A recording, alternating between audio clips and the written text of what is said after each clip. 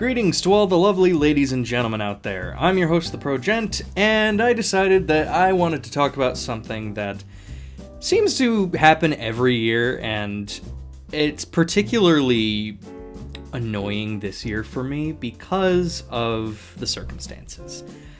As a lot of people probably know, the Academy Awards have chosen their nominees for all of their film categories and stuff. And animated feature film has got a couple really good options this year. And a couple that really make me angry. So I'll just go down the list of the ones that I think are great, and then we'll get to the rest afterward. So first, you have The Breadwinner, which is this really, really beautiful movie being brought to us by G-Kids. Once again, G-Kids brings over all these amazing foreign animated films that have this great level of quality that's been increasing more recently. And I'm really happy that they bring this stuff over because The Breadwinner is a very beautiful movie about a young Taliban girl, or I shouldn't say that, a young Afghan girl who is under Taliban control and has to dress as a boy to support her mother and sister because women aren't allowed to basically have jobs during this time period of Afghanistan, right around 9/11 times, and I'm pretty sure still aren't. But it's a beautifully animated film. It's got a great story, and I think that it's very much deserving of a place on this list. Second is Loving Vincent. This is a pure art film. Like, this is absolutely beautiful. This is a movie about the death of Vincent van Gogh, done in the style of Van Gogh paintings, and it doesn't skimp on it. It is just pure beauty. I'm pretty sure there was like over 60,000 frames of oil painting canvases made to do this. So like, this clearly took a lot of time, a lot of effort, and the time and effort put in brought us this really beautiful film, which I think very much deserves a place on this list. Then you have the usual Disney Pixar film, Coco, but in this case this year, I actually really loved Coco. I think it very much deserves to be on this list. If you haven't seen Coco yet, I wouldn't be able to recommend it enough because it would take much longer than a video for opera glasses. Now we get to the ones that I'm not happy with, and I could give recommendations that would actually more suit what I think deserves a nomination. So we'll start with the one I technically haven't seen, but just based on trailers alone, I don't think really deserves a place as a possibility for best animated film, and that's Ferdinand.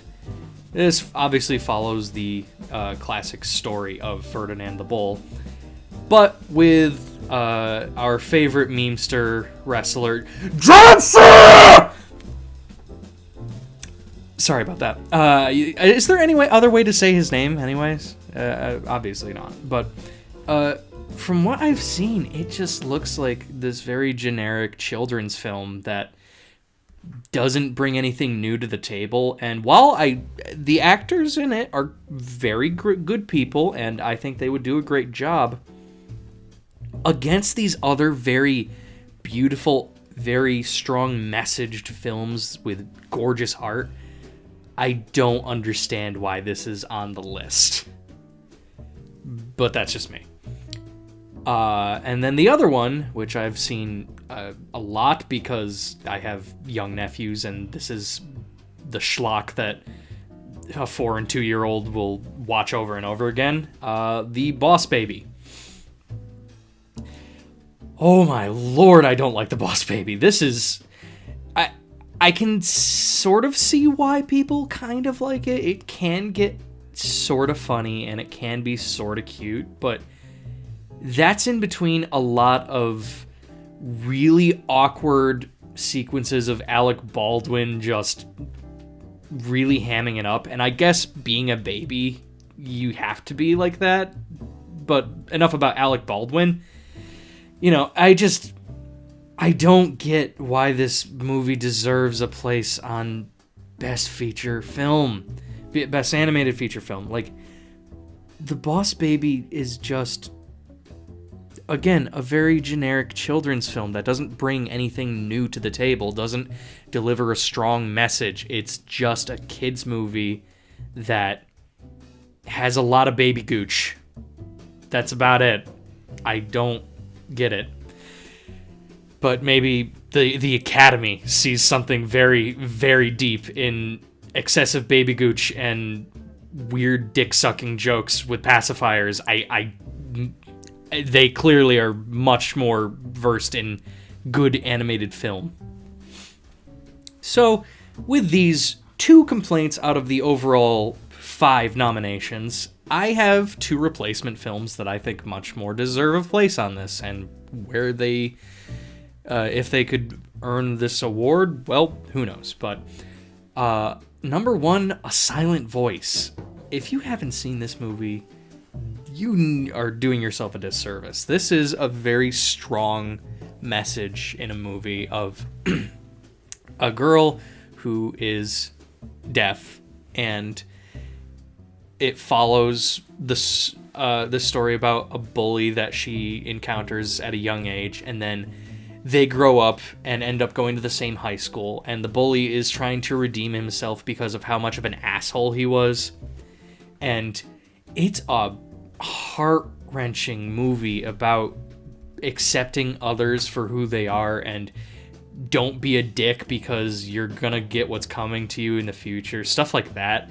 It's and it's very well animated. Like, this is a beautiful film. So I could easily see this being a much better option. And the other one that I would recommend would be In This Corner of the World. Now, on the spectrum of Barefoot Gen to Grave of the Fireflies, this is right down the middle.